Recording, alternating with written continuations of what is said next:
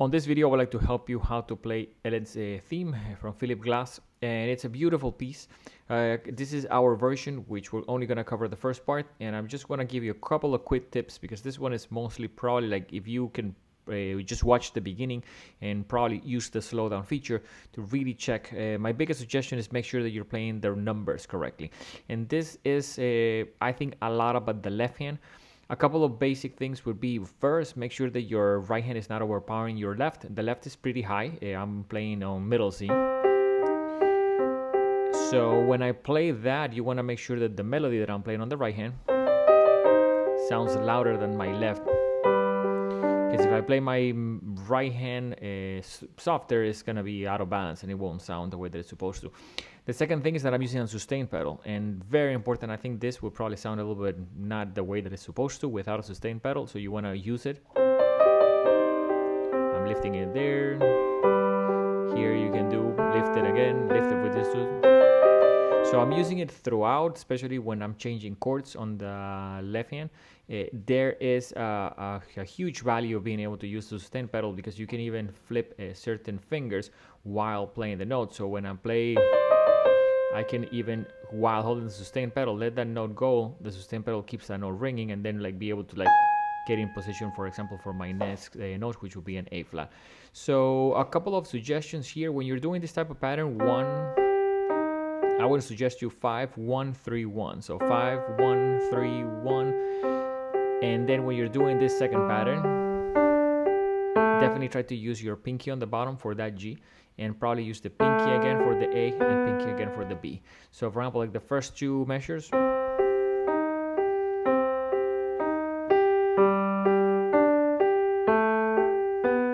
then it almost repeats.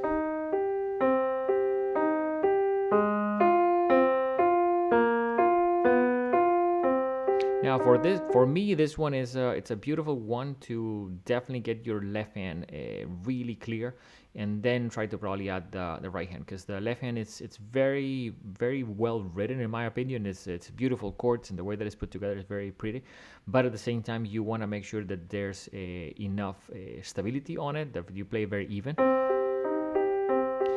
that you're using the sustain pedal, that you're using the correct fingers so it keeps sounding stable, because I think if you're using the wrong notes, it's going to be very hard to play, especially in a couple of the passages. So with that said, I think I can probably add that it's probably good to start here on the melody with finger 2. So you can do 2-1. So try to grab this high notes with the pinky, with my right hand, and then also this C, which you have it here a little bit later.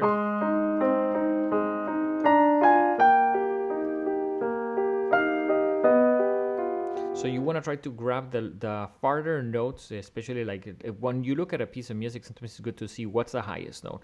In this case, the highest note that we're playing is the C. So that you're not going to do it with finger 4, with finger 3, because there's nothing up above it. So you want to use finger, let's say 5. So you can then go finger 4, finger 3, and finger 2. And for example, like there, I hold that note, and I think you want to almost do a change of position there for the next, which will be.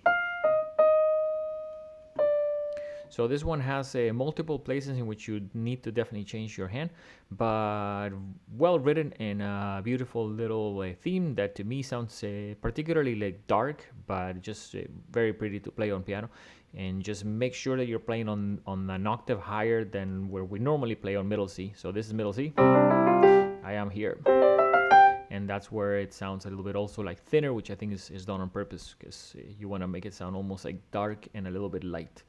So hope that helps. If you want to know a little bit more about what we do here at the Hit Music Studio, check us online at thehitmusicstudio.com.